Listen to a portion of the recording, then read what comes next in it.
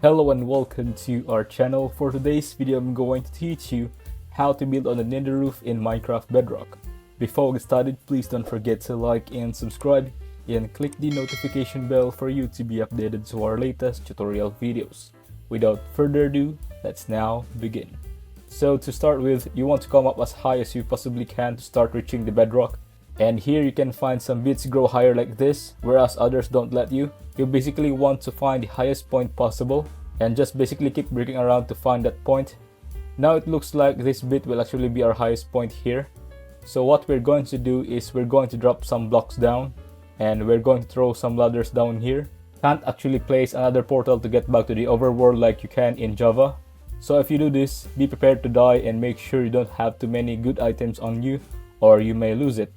However, some people might still want to get up here just to see what it looks like or to explore it, so we're going to do that now.